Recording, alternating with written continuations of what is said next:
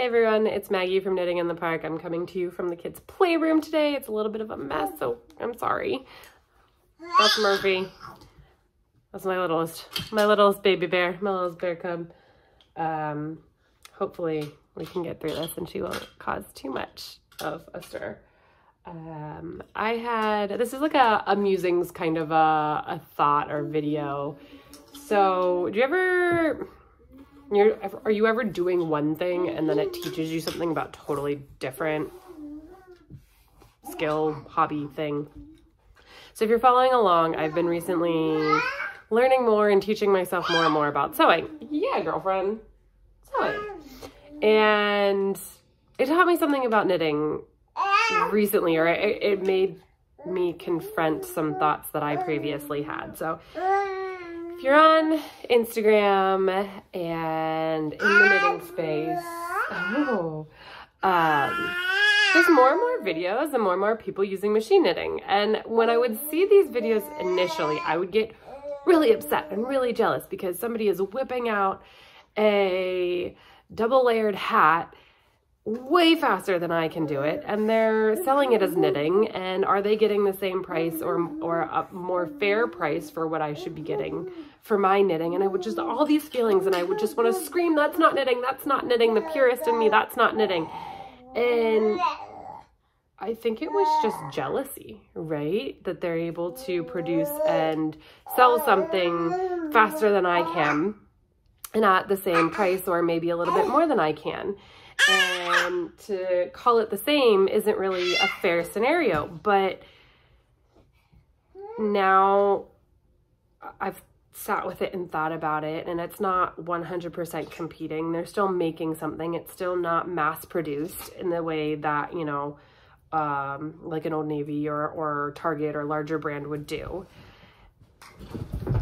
And they're not like I'm not saying you can't get intricate with a knitting machine, but for the most part, my hats are a lot more intricate and detailed with cables and bobbles and different stitches than, yeah, you love mommy's hats, right? Oh, that's a new hat for you that's not finished.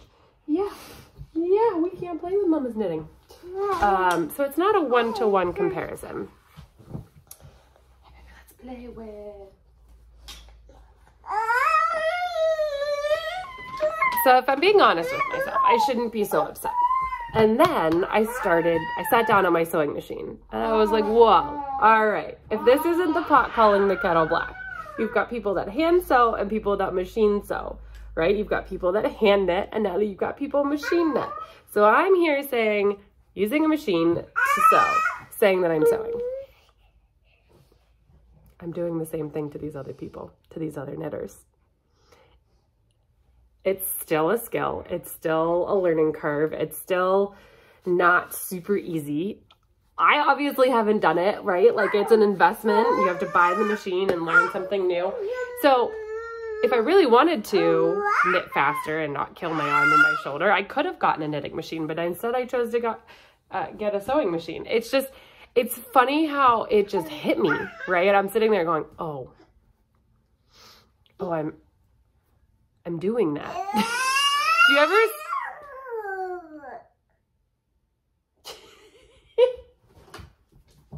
Do you ever sit there and have like these revelations or like learn something and you're just like, oh crap, that. You too? Go lay down.